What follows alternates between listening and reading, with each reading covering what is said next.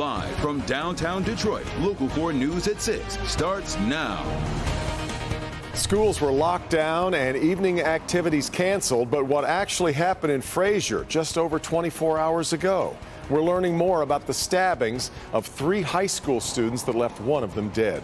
And it tops our news tonight at 6. Classmates are devastated over the loss of a student. Parents very frustrated by what they say they're not being told about the violent incident in Frazier. Sean Lay has been scouring for information on this all day because so far, Sean, the school district neither the school district nor police have made many of these public details public. About 90 minutes ago, the district did reveal that it was a student. They said passed away. Parents absolutely horrifying, saying the student didn't pass away. He was stabbed to death in an incident that happened actually inside a home here, right down from the high school. We're also learning a total of 4 Frazier High School students were involved here. A vicious fight inside that spilled out onto the road here at 14 Mile. Again, right by the high school. Parents very frustrated. They have questions. They want to be able to comfort their kids as well. There's a lot of speculation here, and they say the lack of information is just fueling that speculation. As a parent, are you getting enough information from the school district about what happened?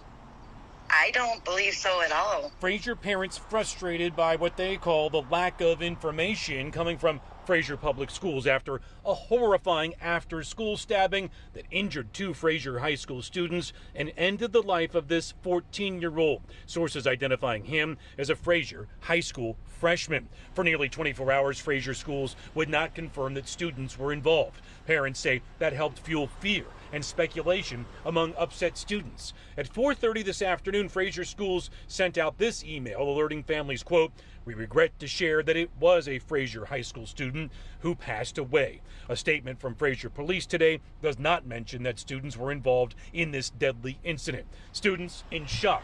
One of their dear friends was stabbed to death. And he had the brightest smile, and he had a lot of friends and a lot of freshmen.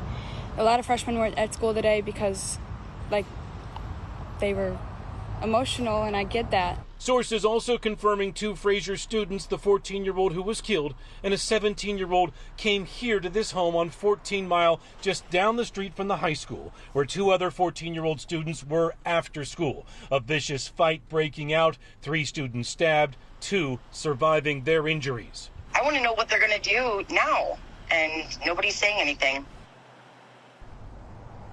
Back here live, spoke with the Macomb County prosecutor several times today. He's waiting on the investigators' report here, waiting to see now if there's enough evidence here to charge any of those surviving teens right now who are expected to survive their stab wounds. Also, in the meantime, there is a doorbell camera directly across the street from the home where this took place. It points right at that front door across the street. That may give investigators, if that doorbell camera is working, a lot to go with. It may tell exactly what happened here, at least what first started this incident. Back to you. So much of this story left to unfold. All right, terrible situation, Sean. Now, let's move to downtown Detroit and President Biden's visit to the North American International Auto Show. Got a chance to drive some electric vehicles, also got a chance to get behind the wheel of a brand new Corvette with GM CEO Mary Barra supervising. Let's get back over to Huntington Place where Kimberly Gill is steering our auto show coverage. KG, pretty exciting day over there. We had a focus on infrastructure and, of course, the shift to electric. Yeah, of course, Devin. Hi. Good evening to you. The president announced the approval of funding, actually, for 35 states, including Michigan, to build their own electric charging infrastructure. Let's take a listen. And y'all are going to be part of a network of 500,000 charging stations. 500,000 throughout the country, installed by the IBEW.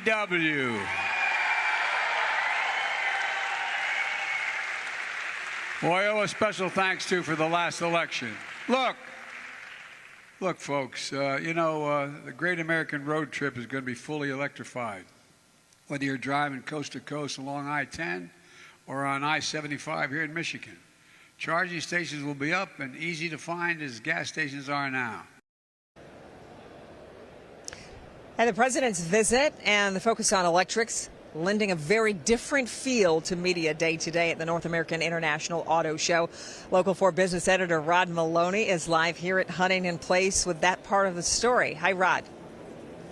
Hi, Kimberly. You know, a lot of things to talk about here. Well, first of all, the auto show looks very normal behind me here, and it has that look in certain spots, but it is decidedly different. And so we're going to be showing you some people who are going to be doing industry days, something that always happens during the auto show, very traditional.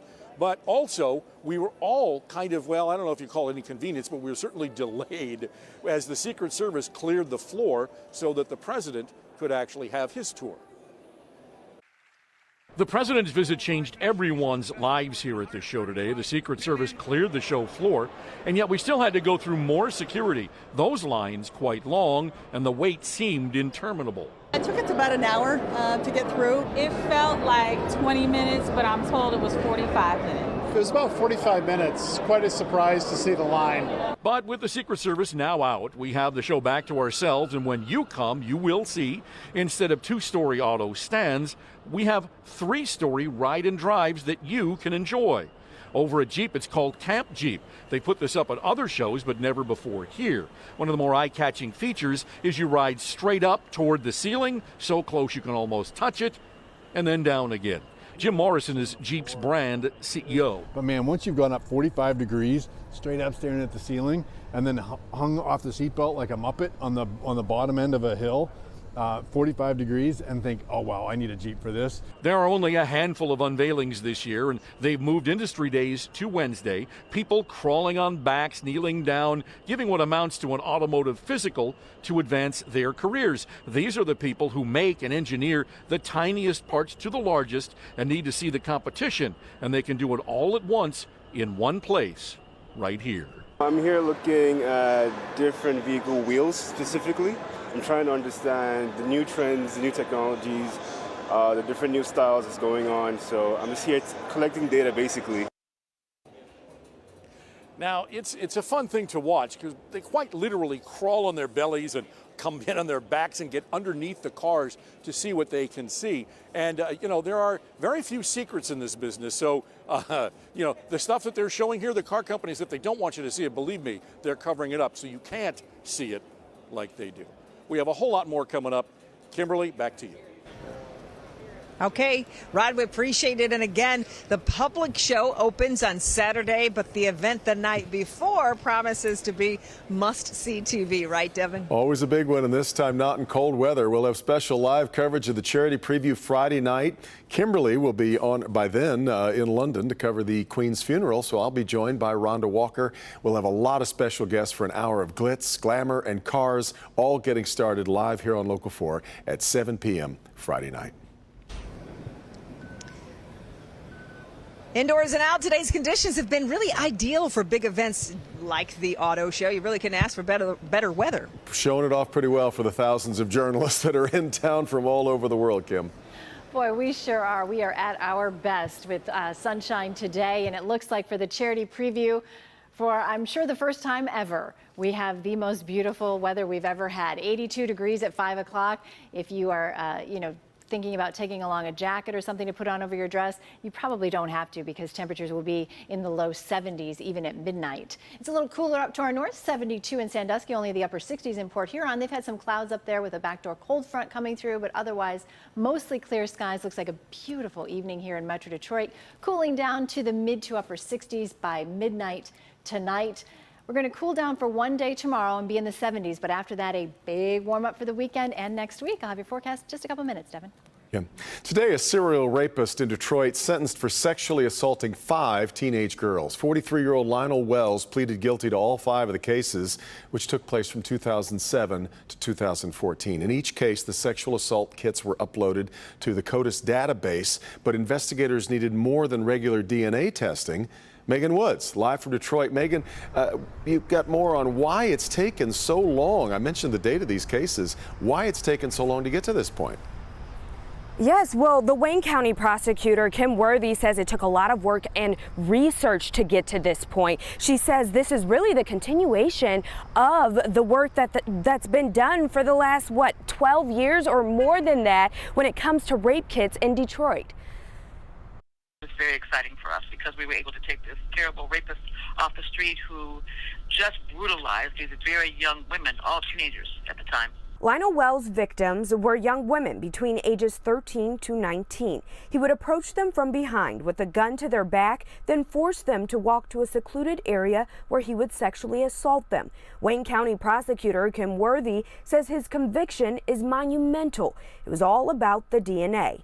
We were not able to put these cases together until we enlisted the help of Parabon, and we entered into a contract with them, and it took years for them to develop the profiles and for us to get to this point. So it is a very, very tedious, long process. It's also an expensive process, but through grants, they've been able to make it work, and it sends an even bigger message to other survivors out there. It says that we are going to, when we can, leave no stone unturned to try to solve some of these cases.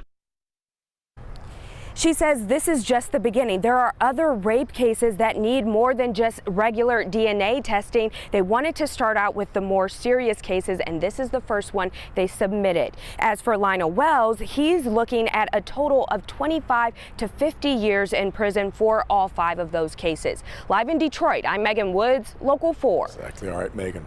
3 Macomb County schools will reopen tomorrow after being closed today because of a social media threat. Warren Consolidated Schools canceled classes today at Cousino High School, Community High, and Carter Middle School, and police arrested a 13-year-old student from Carter. Warren Consolidated Superintendent Robert Livernoy put out a statement that reads in part, despite the frustration of these senseless threats, our school safety protocols were initiated overnight and we were able to respond accordingly.